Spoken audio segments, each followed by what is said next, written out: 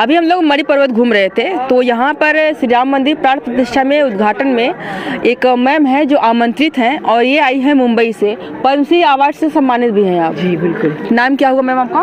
पद्मजा जोगलेकर। क्या किस लिए आपको पद्मश्री मिला हुआ था? संगीत के लिए। मैं क्लासिकल सिंगर हूँ। अच्छा। फिर भजन भी गाती हूँ। हाँ। उपशास्त्री भी गाती हूँ। तो ये यहाँ पर निमंत्रण मिलने के पीछे आप वीवीआईपी होंगी, खास करके जाहिर सी बात है कल के लिए आप आमंत्रित है, तो यहाँ पे आमंत्रण के पीछे क्या रहस्य है, क्या कारण है? तो पद्मश्री होने के कारण ही ये मिला है या फिर जो है कि और भी कोई वजह है? बहुत सारे वीवीआईपीज़ को बुलाया है, वीआईपीज़ को बुलाया है। मुझे लगता है हम तो बहुत भाग्यशाली हैं, इसलिए हमको बुलाया है और ये बुलावा आया है भगवान की तरफ से। हाँ, तो आना ही है। अगर आप संगीत में पद्मश्री हैं तो जाहिर सी बात है हमारे दर्शक भी कुछ सुनना चाहेंगे, तो कुछ सुनाएं अपना जो। जी बिल्कुल। मेरी एक मंगलदीप नाम की सीडी है, उसमें संगीत दिया है पद्मश्री अनूप जलोटा जी ने, तो उसमें से एक थोड़ा सा भजन सुनाती हूँ। हाँ।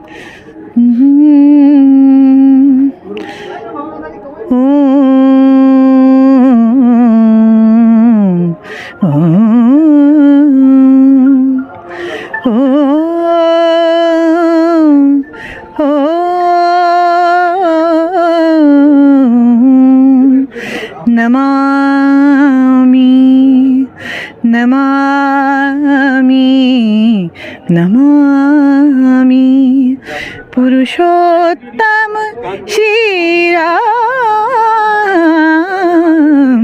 नमामि नमामि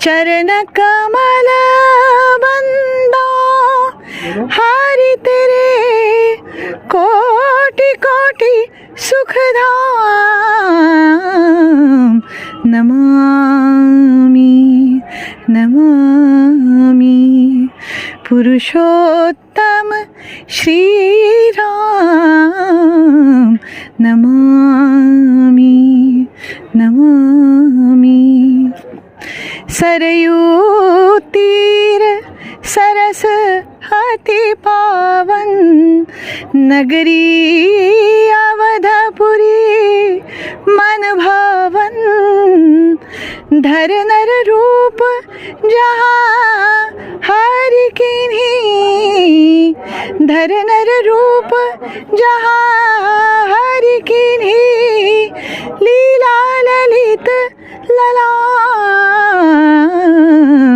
नमामि नमामि पुरुषोत्तम श्री राम, नमामि। बेहतरीन, बहुत सुंदर। मतलब जैसे क्लासिकल हमने टीवी वगैरह में सुना हुआ है, अपने साक्षात सामने सुन रहे हैं। सॉरी, थोड़ा सा जुकाम हुआ है इसलिए यहाँ पानी आ रहा है। मतलब बहुत गाना सुन के नहीं ना? नहीं गाना सुन के गाना सुन के भी आ सकता है, इतना प्यारा गाना है, बट जुकाम हुआ है उसके कारण हो रहा है। तो सीखा हुआ है आपने कहीं से या फिर गॉड गिफ्टेड है? पद्म विभूषण पंडित जसराज जी, फिर लता जी के भाई पद्मश्री पंडित हृदयनाथ जी मंगेशकर। अच्छा। और पद्म विभूषण पंडित राम नारायण जी से सीखा है क्लासिकल।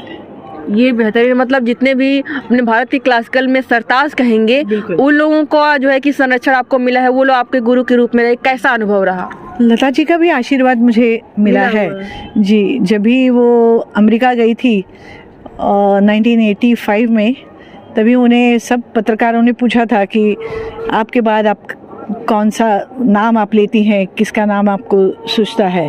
तो उन्होंने कहा था कि यस ICS पार्क, अयंगल पद्मजा फिनानी। उस वक्त मैं यंग थी 85 में, अभी भी यंग हूँ, इतना चढ़ के आई हूँ। ICS पार्क अयंगल Padmaja Phenany Joglekar, and she is extremely talented with an outstanding voice and she is my hope. कहीं न कहीं आपकी आवाज़ सुन करके लता मंगेशकर जी की याद भी आ रही थी, तो कभी कॉम्प्लीमेंट मिला है कि आप उन्हीं के जैसा गाती हैं या फिर उनसे अच्छा गाती हैं या फिर? वही तो उन्होंने कहा ना मेरे बाद, तो मेरी आवाज़ जैसी जिसको साधर में है जिसमें, वो पद्मजा की आवाज़, सिर्फ पद्मजा की आवाज़ है, ऐसा ये बात तो सही है। तो आपको पद्मश्री मिला हुआ है जी, अंतर्राष्ट्रीय परफॉर्मेंस भी करने जाती होंगी, कहाँ गई हैं? कहाँ नहीं गई, UK, USA, जर्मनी, इंग्लैंड, सब जगह हर जगह क्लासिकल ही गाने का मौका मिलता है। नहीं, ऐसे नहीं, कभी मैं क्लासिकल गाती हूँ, कभी भजन भी गाती हूँ, गज़ल के भी प्रोग्राम्स होते हैं। कुछ गज़ल सुनाइए। रंजिशी सही दिल ही दुखाने के लिए फिर से मुझे छोड़ के जाने के लिए रंजिशी सही। बेहतरीन। जो मशहूर जो एक जिसको शायर हैं जिन्होंने इसे लिखा है रंजिशी सही, उनका नाम अहमद फराज साहब। उनके 61st बर्थडे पर हम लोग न्यूयॉर्क में थे। तो उन्होंने मुझे कहा कि एक कोई गज़ल सुना देना मेरी। तो मैंने ये गाई थी उनके सामने और वो सुन के वो रो पड़े। सभी मुशायरे में सभी जो शायर लोग आए थे वो सभी हाँ भावुक हो गए और मुझे डर लगा कि क्या हो गया भाई, वो सब लोग रो क्यों रहे हैं। तो उन्होंने कहा कि आज तक मैंने ये गज़ल बहुत सारे बड़े बड़े गायकों से सुनी है, लेकिन आज तो तुमने मेरे बेटे दिल में ज़ख्म कर दिया। तो उसके बाद उनका आशीर्वाद मिलने के बाद मैंने गज़ल भी गाना शुरू कर दिया। हाँ, अभी हम लोग अयोध्या में हैं, श्री राम मंदिर के प्राण की प्रतिष्ठा का इस समय माहौल पूरा गरमाया हुआ है।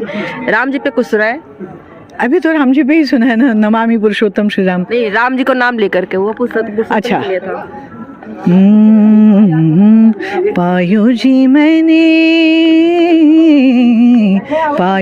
मैंने राम रतन धन पायो जी मैंने राम रतन धन पायो। वस्तु अमोलिक दी भर सतगुरु, वस्तु अमोलिक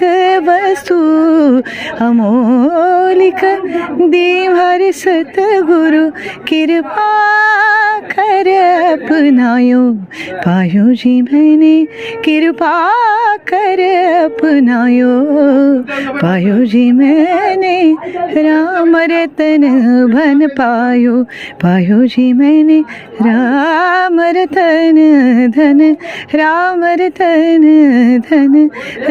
रतन धन पायो। बेहतरीन। ये अभी जब गा रही हैं सुन करके एक शांति, जो हमारे क्लासिकल सॉन्ग्स होते हैं इनको सुनकर कहीं ना कहीं इतनी शांति मिलती है कि उसको कुछ कहा नहीं जा सकता। लेकिन अभी के जनरेशन जो है कि फोक या फिर वेस्टर्न सॉन्ग पे ज़्यादा डिपेंड हो रही है, जो खास करके वो स्वर वाले गाने होते हैं और इस तरह के गाने थोड़ा विलुप्त हो रहे हैं।